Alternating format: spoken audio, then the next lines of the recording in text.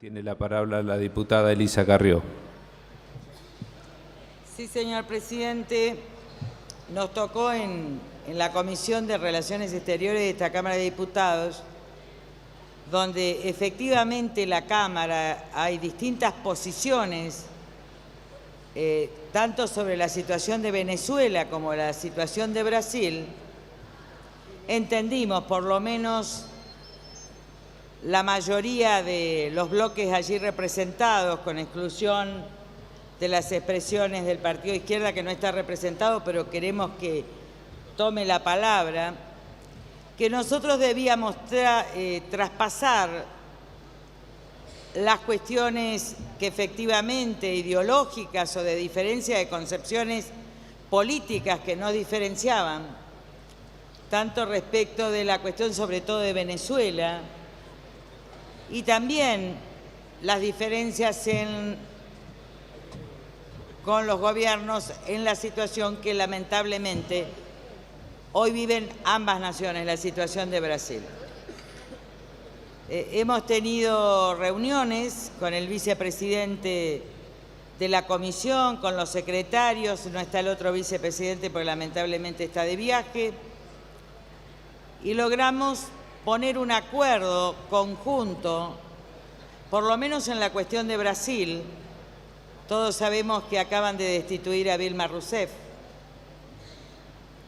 Una declaración de principios sin perjuicio del dictamen de minoría del Frente para la Victoria respecto del segundo párrafo, respecto del golpe de Estado.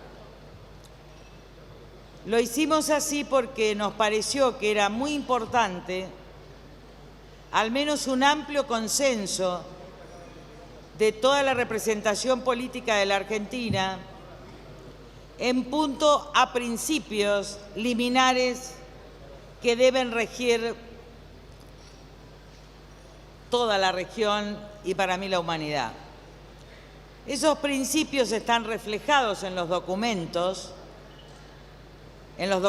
internacionales firmados por todos los países y básicamente en la Carta Interamericana, pero decidimos no ponerla para no tener conflictos si también poníamos UNASUR y Mercosur.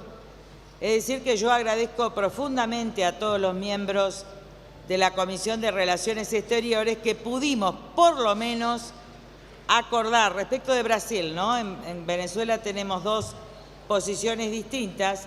En cambio, el oficialismo, en este caso, tiene la misma posición respecto de Brasil como respecto de Venezuela.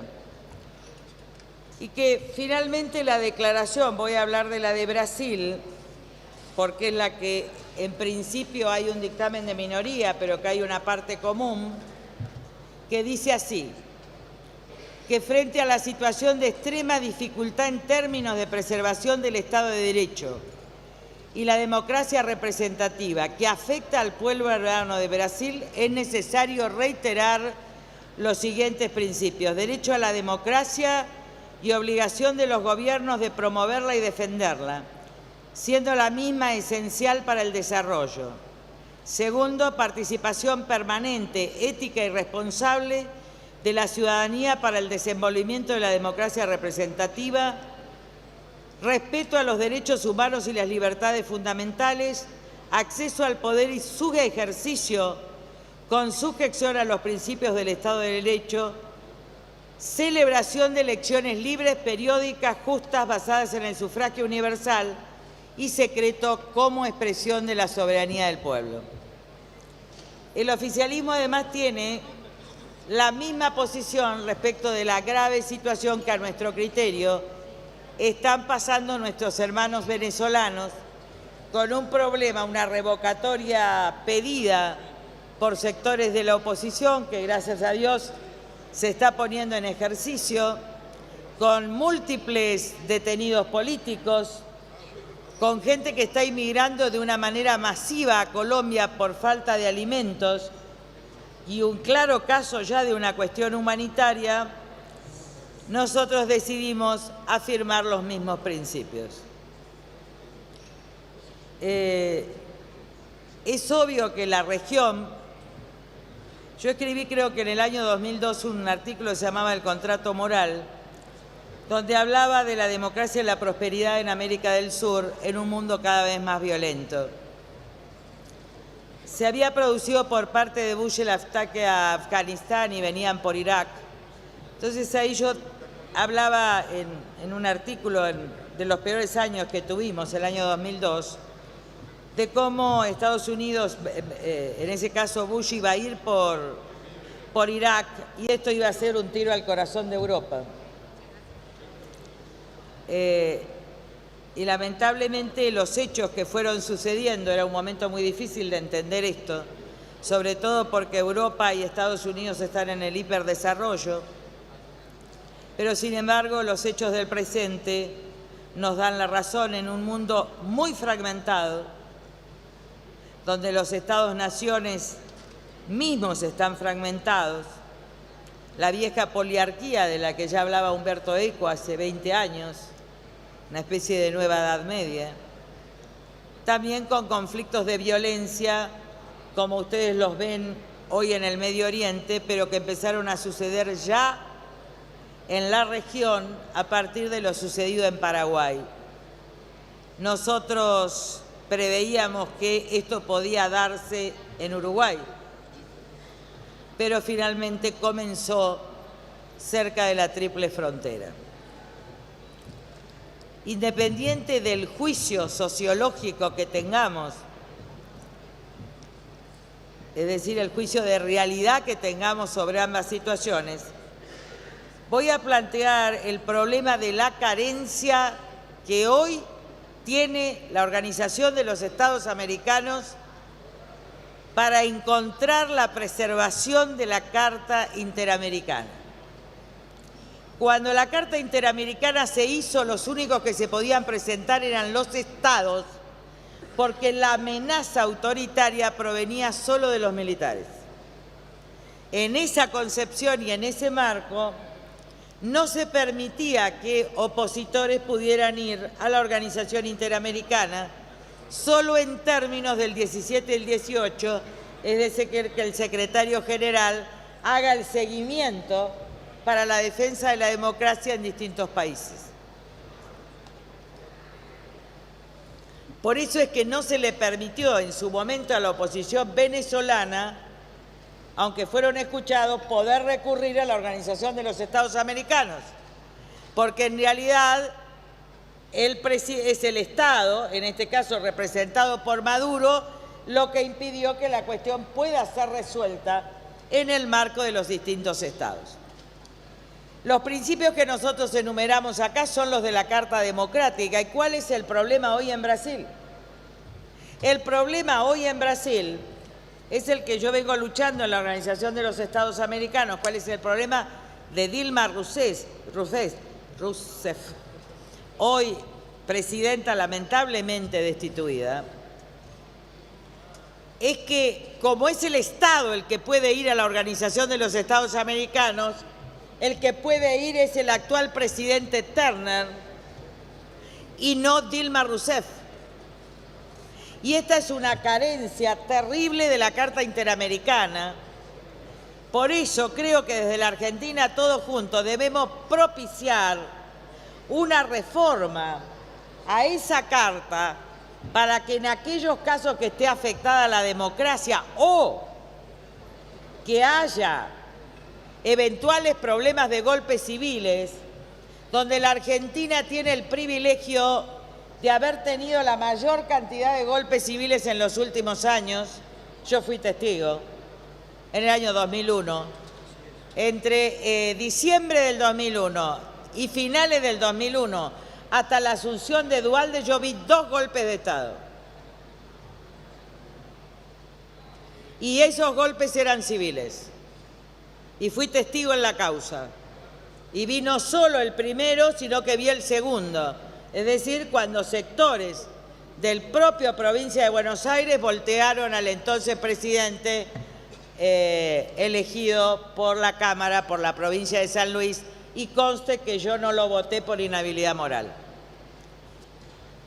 Lamentablemente, entonces, la región está enfrentando una situación por fragmentación, que es la característica hoy de la sociedad en términos de lo que decía Robin Castell en la metamorfosis de la cuestión social, sociedades fragmentadas, lo que deviene en partidos fragmentados y en una imposibilidad de llegar a acuerdos. Por eso cuando celebramos el acuerdo de Cambiemos, acá está Monzó, que es uno de los autores, decidimos cortar algo de la experiencia de la Alianza y que ustedes también tuvieron en el Frente para la Victoria, y es que el vicepresidente pertenezca al mismo partido del presidente, para evitar situaciones que sucedieron en la Argentina y que efectivamente han sucedido o están sucediendo en Brasil, que en realidad se llama peleas de facciones al interior del poder. Si ustedes encuentran los antecedentes, y con esto termino, de qué significa pelea de facciones en el Tratado sobre Estado de Excepción que tiene Polo Schifrin, actual miembro de la Cámara Federal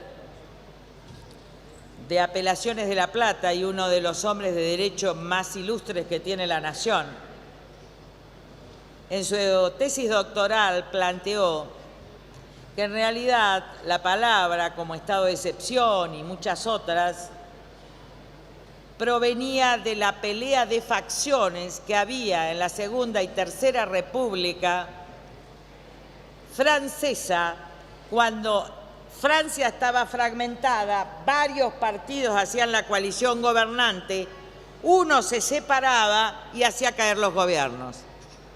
A eso efectivamente, como pelea de facciones, se le llamó coup d'État.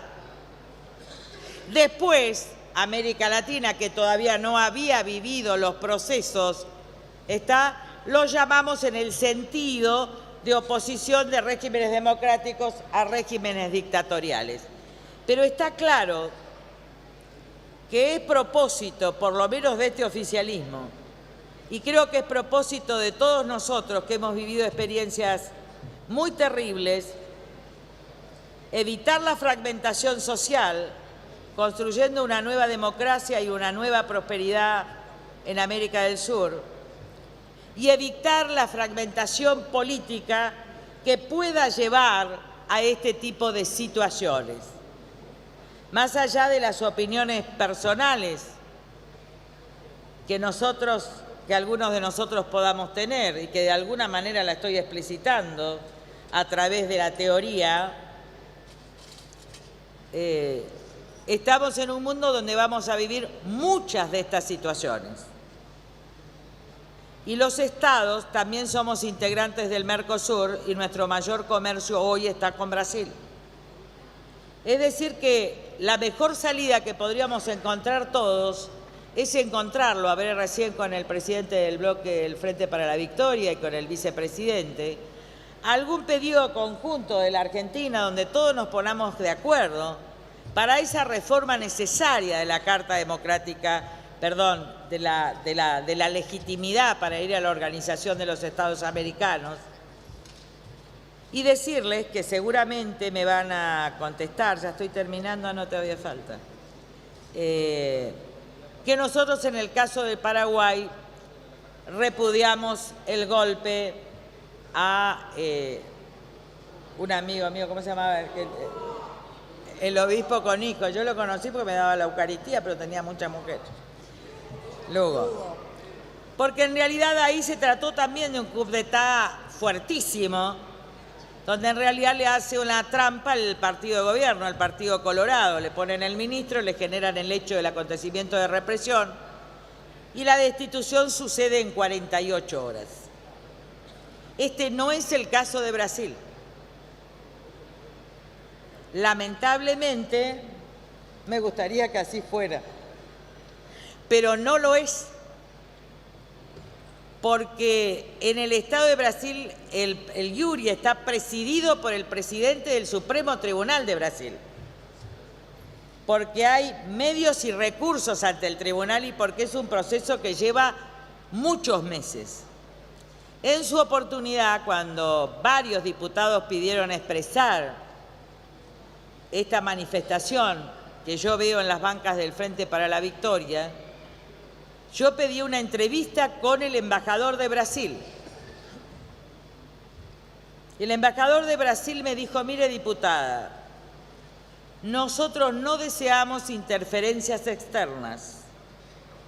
El proceso brasilero, estoy hablando del representante del Estado de Itamaraty en definitiva, en la Argentina, el proceso sigue un curso legal y constitucional. Entonces yo le dije: pero ¿cuándo estamos en disposiciones de que usted pueda hablar con todos los medios, con todos los representantes de toda la oposición? Me contestó a fines de julio, que fue cuando yo estuve con graves problemas de salud, y finalmente esto se dio. Es decir que Brasil está sosteniendo desde Itamaraty una posición contraria a la que se sostiene en el dictamen de minoría. Frente a esta situación que es de extrema delicadeza, porque hoy el comercio con Brasil es centralmente importante, y porque Argentina y Brasil conformaron el Mercosur, y porque además nosotros necesitamos construir esa América del Sur que a su vez no sea fragmentada por distintas situaciones a venir en distintos países, es que nosotros consideramos que frente a la extremadísima situación que vive el pueblo brasilero, queremos reafirmar los principios de la Carta Democrática y encontrar en lo sucesivo un mecanismo para que efectivamente personas como Dilma Rousseff u otros, o opositores, o como los opositores presos, detenidos, sin agua, sin alimento y sin visitas en Venezuela, como son los casos de López y otros, puedan tener participación y sea la Organización de los Estados Americanos la que, no por cuestiones ideológicas que pueden dividir la región, sino por cuestiones de principios, de derechos humanos, de humanismo, de no violencia, de paz, de democracia y de república, ordene preservar en el continente algo que le ha costado demasiado conseguir. Muchas gracias, señor presidente. Gracias, señora diputada.